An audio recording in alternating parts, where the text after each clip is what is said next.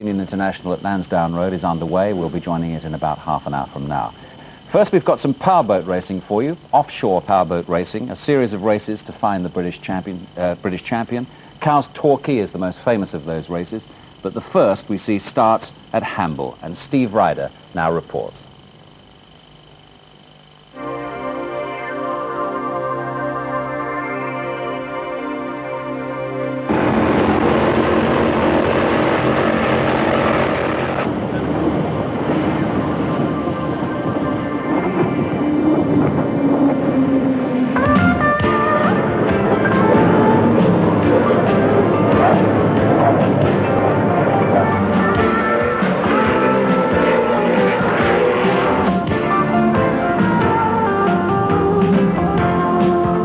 The Offshore Powerboat Racers Challenge, controlling a ton of raw engine power on a surface that moves and swells and throws up obstacles 15 feet high.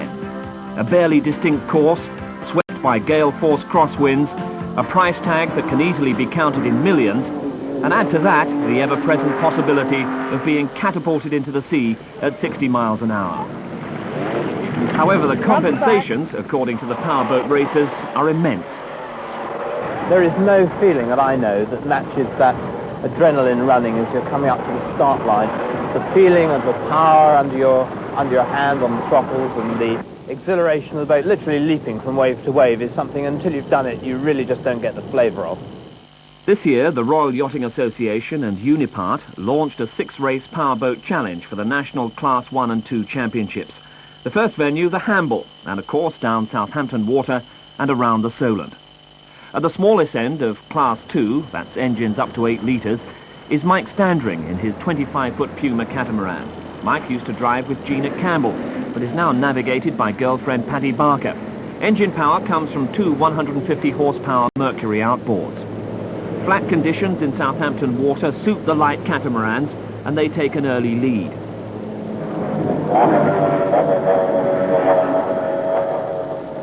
Another Puma cat is driven by John Yeoman, a Dorset businessman. In the ultimate test of faith, he races the boats he builds himself with his navigator Kim Leachman.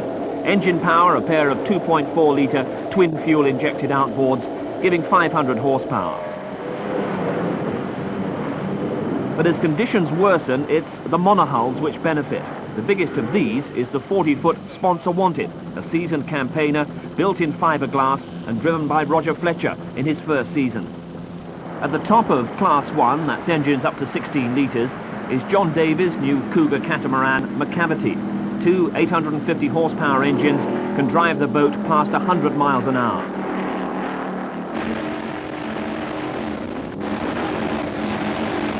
John Clark is an ex-national champion in Class 3, but a £500,000 boat puts him into Class 1 with his new aluminium Lamborghini-powered catamaran.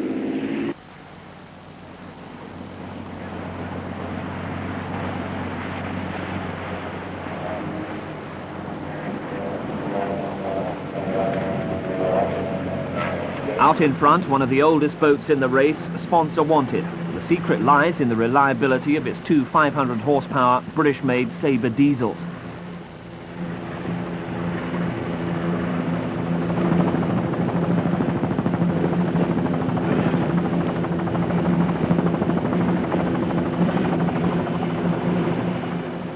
Despite the advantage to the cats from calmer conditions in Southampton water, at the line it's Roger Fletcher who takes his first race honours.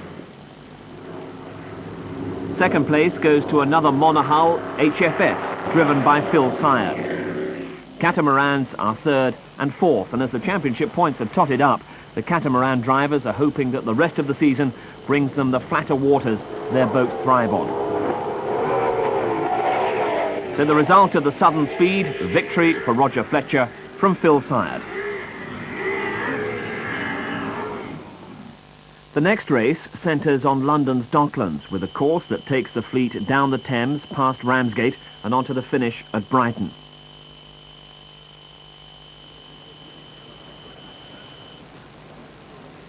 A downpour promises to flatten the waves, a bonus for the catamarans.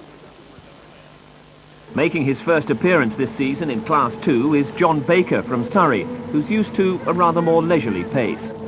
Last year we were in cruisers and we had a couple of 200s on the back, but these beasts, they're 600 horsepower, and when Peter opens those throttles, by God, she goes like a steam train. It really is a phenomenal feeling. It's like, it must feel like a racing car. It really does hit you in the back. It's quite amazing.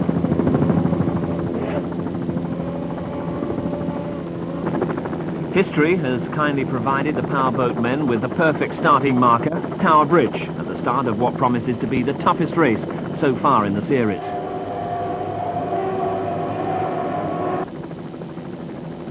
Ahead lies 164 miles of river and open sea, and the forecast doesn't look good.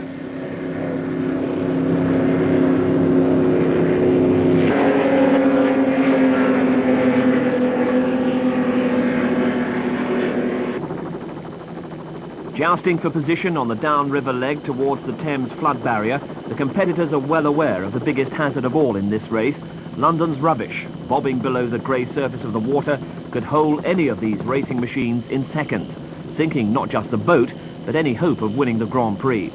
Despite those risks, the catamarans run at full throttle, powering down at over 90 miles an hour.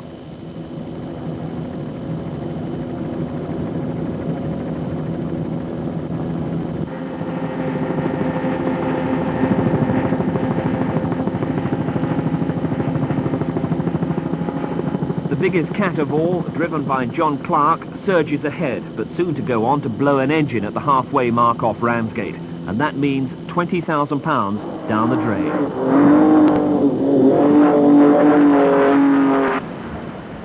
At Brighton, it's a very different story. 4-6 winds build up steep seas along the coast, and the catamarans hate it.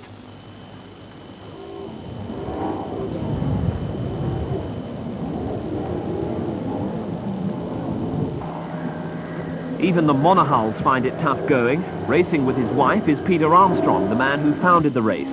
He comes in second, but line honours once again for Roger Fletcher. 10 miles out of Brighton, it was really rough. Going round Dungeness, we were going 20 miles an hour, still taking off. So that was give the old bus a bit of a bang actually.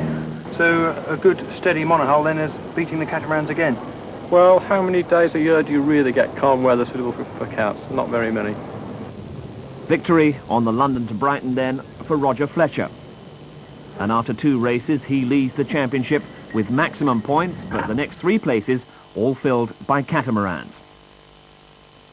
From Brighton on the south coast to New Brighton across the Mersey from Liverpool. It's again a Docklands race that combines the challenge of river and offshore legs.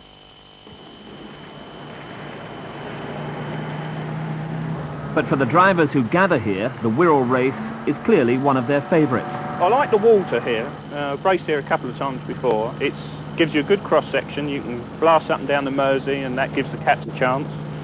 You can go out to sea and that gives the monohulls a chance. So it's good water because it makes everyone's boat fairly equal.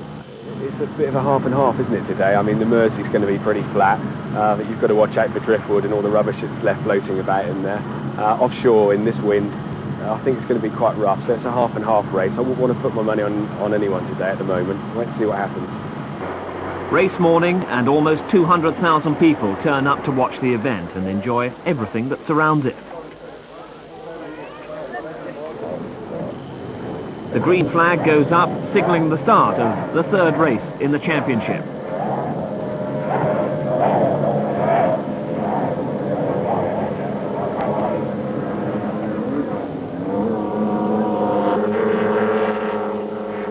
The twin 850 horsepower Lamborghini engines in John Clark's Class 1 Cat should give him the edge over the smaller but more manoeuvrable craft in the race.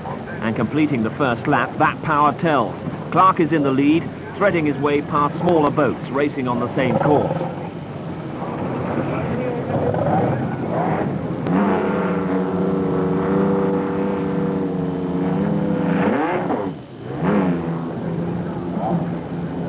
But close on his tail is the current championship leader Roger Fletcher, showing few signs that this is his debut season.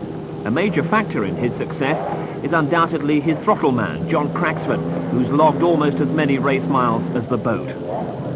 Lying third is Neil Holmes' Fina catamaran.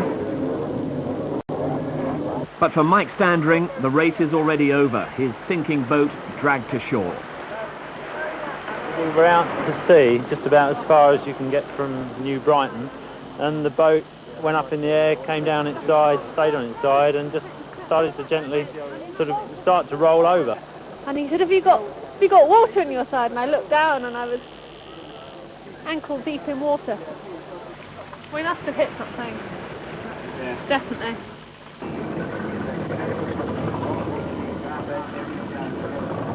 Meanwhile, completing the first offshore leg, the lead has changed, and Roger Fletcher looks set to make it a hat-trick.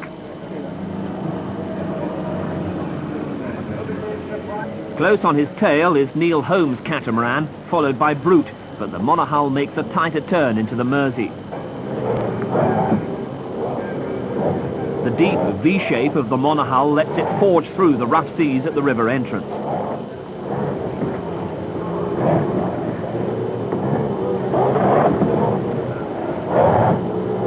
The labouring catamaran, on the other hand, has to go over each wave, slowing its progress. The result is inevitable. Brute goes into second place, but later breaks down and retires.